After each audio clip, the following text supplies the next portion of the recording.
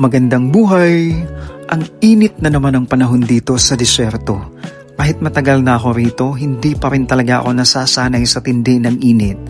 Yung tipong hindi lang sikat ng araw ang kalaban mo, kundi pati init ng lupa umaakyat na parang kahit huminga ka, mainit pa rin.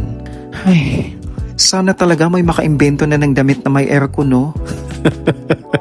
May aircon.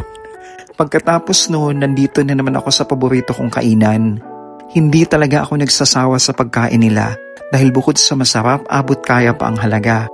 At para sa mga nagtatanong sa nakaraan kong video, makikita niyo rito ang pangalan ng kainan. Hindi ito patalastas, talagang nasasarapan lang ako sa pagkain nila. Pagkatapos kumain, napadpad na naman ako ng Alguermol.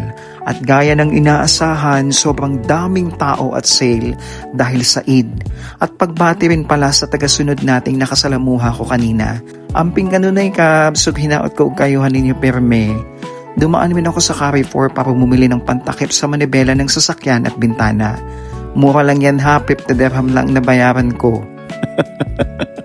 Ako si Will na nagsasabing, kahit gaano kainit ang panahon ng buhay, patuloy ka lang sa paglalakad. Dahil ang taong marunong magtiis, siya rin ang unang makakarating sa ginhawa.